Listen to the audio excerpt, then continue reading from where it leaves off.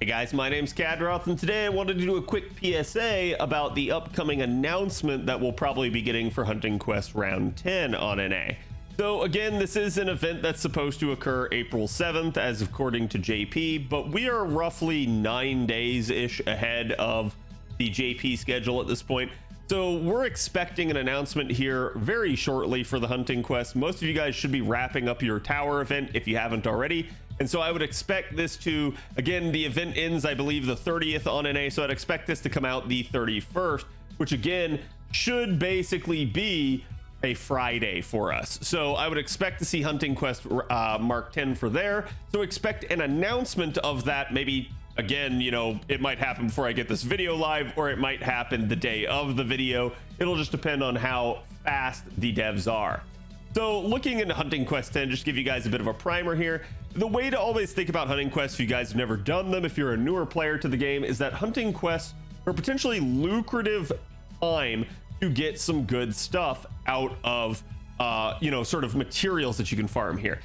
They're in some degrees better than free quests, in some degrees worse, and I'm going to talk about that with you guys right here. So part of the way in which it's not as clear as people think it is because a lot of the nodes are sort of your 40 AP node.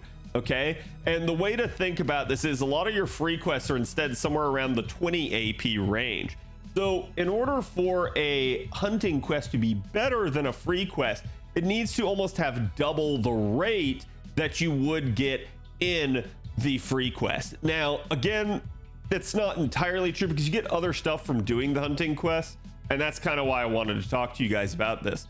So I'll give you guys some examples of where this kind of matters and what to think about. But basically, essentially how it's going to work is that whenever there are two materials in a hunting quest, so for instance, you can see right now on screen, the first one is going to give proofs, not anything else. But whenever there are two, typically the lower rarity material is the material that is better to farm in the actual hunting quest than the free quest.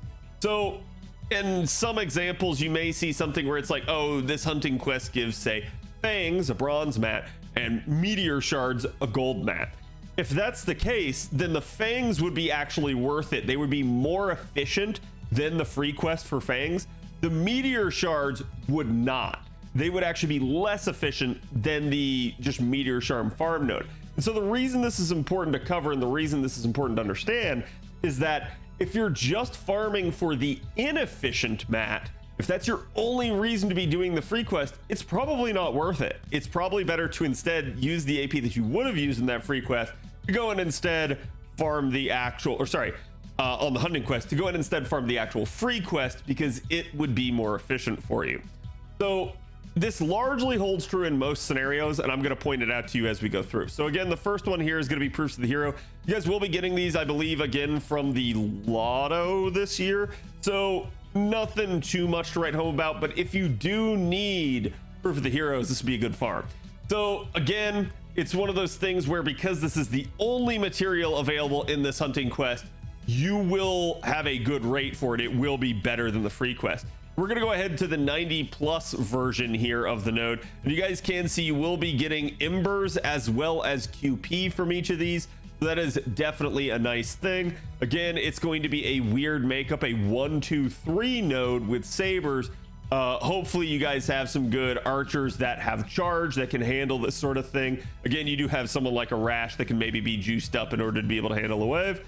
But yes, you will see too, some of these nodes do have a secondary mat that can drop. That mat will change as we move throughout these. I actually talked about it in my farming video. Again, just understand that this mat, consider it to be not here. Don't farm for the feathers, basically. Farm for the proof of the heroes, because this is a rare spawn material potentially and won't necessarily be present in every single one. So it's why I kind of say, hey, the actual focus here is this. And you can tell that because it only shows the proofs on the banner.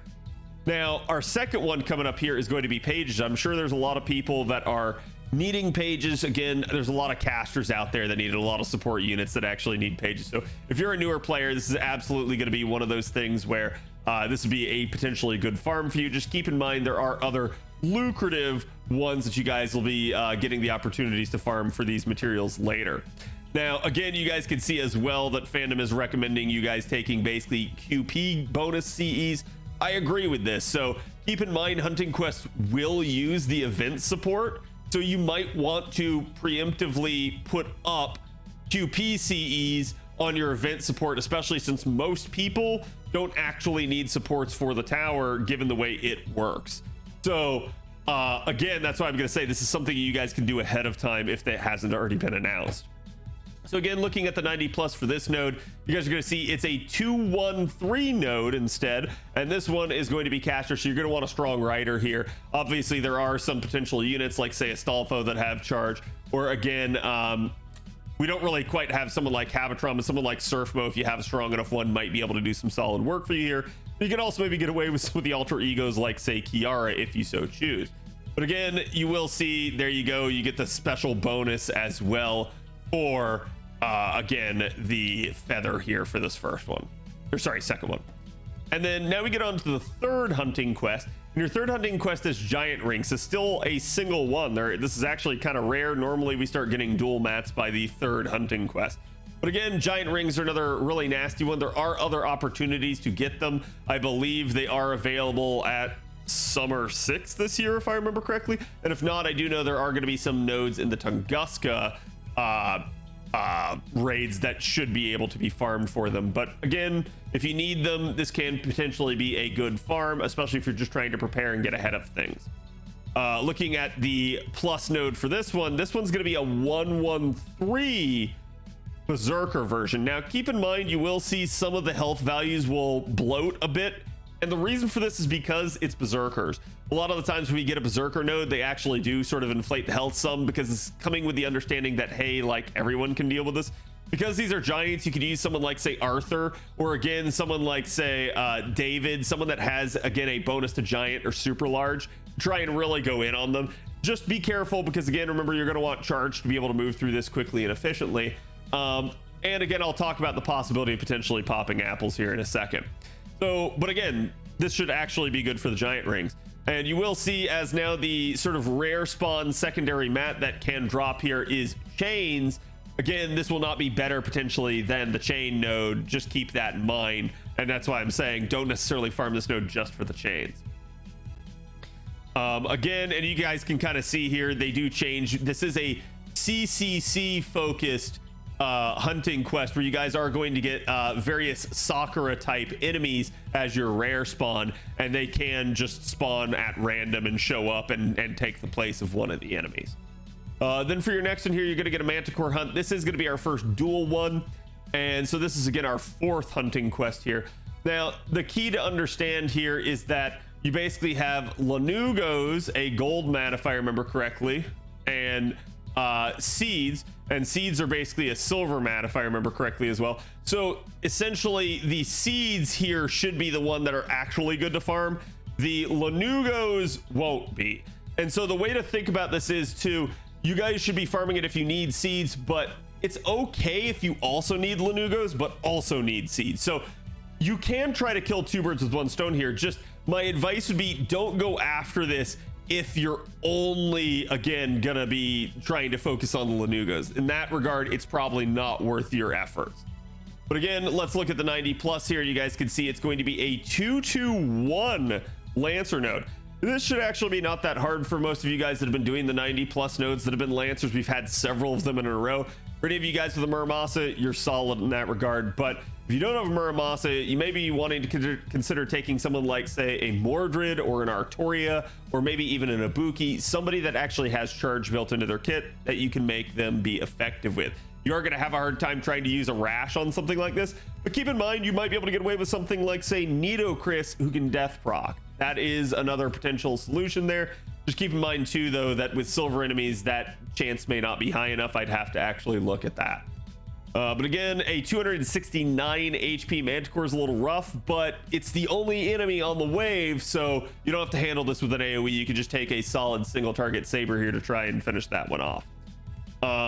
And again, you guys can see, for whatever reason, there is no rare one listed here, but I believe there is still the chance to spawn for chains here. I don't know why Fandom didn't get this in. This was an issue when we were talking about it with the farming video. And then we get here to our fifth hunt here, and this is the giant demon boar hunt. Again, this one is going to be nice for fangs, not for gallstones. So that's the other thing to keep in mind here, is that yet again the bronze mat here is going to be the one that's actually worth farming. But hey, if you need both of them, that's perfectly fine as well. Just make sure your overall goal there is going to be the bronze mat. So as we look to the 90 plus on this one, you guys can see it's actually a 311 assassin node. I think the real concern here is going to be getting a caster to do enough damage here to actually be able to kill. Keep in mind, you can use berserkers, you can use alter egos, so you have numerous capabilities to try and overcome this, but that is going to be a little bit spicy for an assassin, for a caster to try and be able to kill it. And again, you guys can see, while you do have the fangs and the gallstones, the third material now will have changed. It is now going to be octuplets for this one, so that's another interesting one. And again, this one could be a solid one if you guys are just running low on fangs for the time being. Then we get to the final one, and this one should last 2 days, because the way hunting quests work is we typically get 6 hunting quests, with the final hunting quest being a 2-day duration. Again, you can see it lasted April 12th to the 14th. That's not 3 days, it's just due to the timing of like where it starts and versus where it ends. So it is basically 2 days is the way to think about it. This one's actually going to be a pretty solid one, but keep in mind, while you're all oohing and eyeing, the real good mat here is actually going to be the magatamas, not the meteor shards. So if you need both, that's fantastic. You will have other opportunities to get meteor shards, including from Summer 6 this year. So I highly recommend checking that out if you guys are looking to pop apples for something like this. But yes, this could be a potentially really good hunting quest. I myself will probably be farming this, and that's mostly due to the fact that I am low on both these materials. But otherwise, again, don't feel like you need to pop apples in these hunting quests. Again, that's something I see a lot of people ask questions about, is should I pop apples? Should I go now? Should I wait? Should I hold on to them? Keep in mind, the best bang for your buck is still going to be lottos. In particular, the lotto we have coming up here this year will be really good for a lot of people, because it's going to be our first lotto where we have 5 materials in the boxes. We did have some where you had 4 materials and then a ticket, but this one's going to have 5 just straight up. That's going to be a really, really nice one in that regard. And it will be fairly lucrative, since we probably will have, at minimum, I'm gonna guess probably Koyanskaya before that lotto, but it does depend on the schedule. It does depend on the order of events, and I've talked about that one a lot as well. But still, don't necessarily feel like you got to pop all your apples here. The lottos are the best ones, but if you have some, if you know you have so many apples that you're not going to spend it all during a lotto, or you just don't simply have the time to go hard in a lotto, this is not a bad time to use your apples. Just keep in mind that you will have the Gouda 5 rerun raids, and you will also have at the end of the year the Koyanskaya raids. Now the Koyanskaya raids are a lot more time restrictive. You're not going to necessarily have enough time to just be able to go ham the whole time and pop apples for all eternity, because they're very restricted to only certain hours of the day that you can farm them.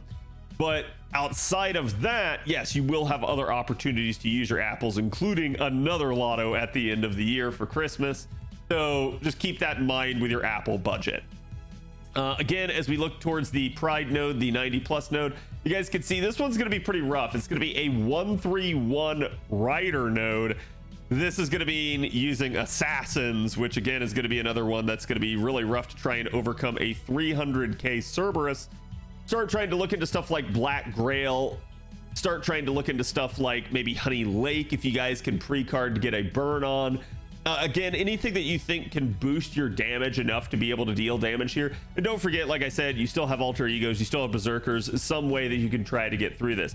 I don't think your biggest issue is going to necessarily be the AoE wave. Most of you guys should have some kind of AoE assassin.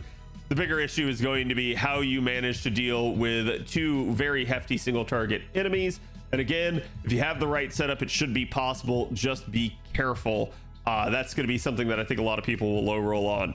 And you guys can see you still get the octuplets as the spare mat here on this one. But again, I think the major focus here is going to be on the magatamas. And again, that sort of like, hey, I also can get meteor shards. So again, I hope this was informative to you guys. I just wanted to do this quick PSA on it because this is coming next and it should be announced really quickly if it's not already by the time this video launches. As always, guys, I will see you for the next one. Don't forget to check me out on Twitch weeknights at 7 p.m. Eastern. Also, check me out on Twitter and join the Discord if you guys haven't already. We've got a great community on there. Always happy to have you. Always happy to talk FGO. So have a good one, guys.